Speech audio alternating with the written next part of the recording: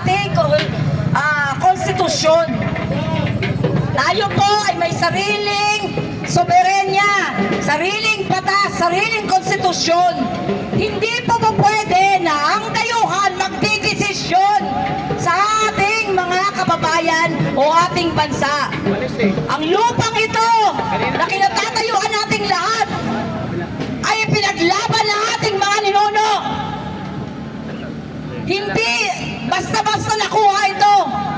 Kaya hindi tayo papayag na ang ibang bansa o dayuhan ay pupunta rito, may daladalang papel, binigay ni Triniling at sasabihin, kukunin kita, dadaling kita doon.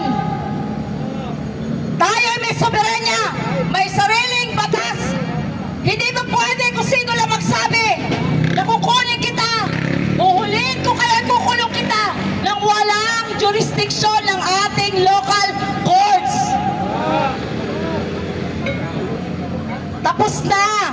Booking na kayo sa mga ginagawa niyong drama.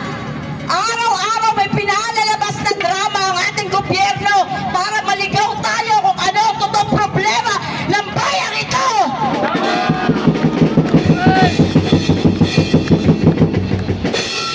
Bongbong, tumutok ka sa kahirapan, tumutok ka sa nakawan ng pera, sa mali-malitang pera, tumutok ka sa totoong problema ng bawat Pilipino na naghihirap, na iinis na sa araw-araw na pamumuhay.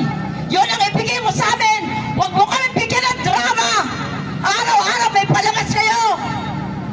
Kayong nasa administrasyon, kasama ang DOJ, kasama na ang ating mga kapulisan, ang ating mga kasundalawan.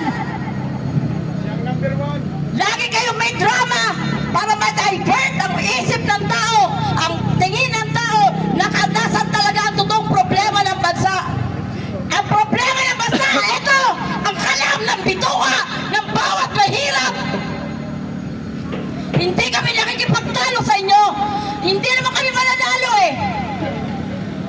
Diba? Nandito kami nagsasabi ng totoong nararamdaman naman ng bawat bituka ng magulang, ng ama, ng anak na nasa loob ng pamamahay. Ayaw namin na sa kalsada.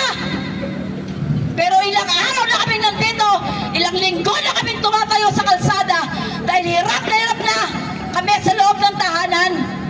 Hindi kasi kami maturugas.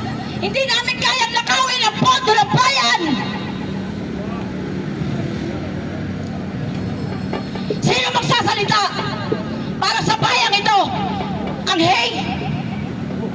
ang sarap ng buhay nila doon, malamig. Tayo rito ay banakulay natin sa sobrang init. Wala na kami pambayad ng aircon, nagdoble na ang bayad ng Meralco. Anong pakiramdam ninyo? Okay ka ba yun? Okay pa? Kaya ka ninyo?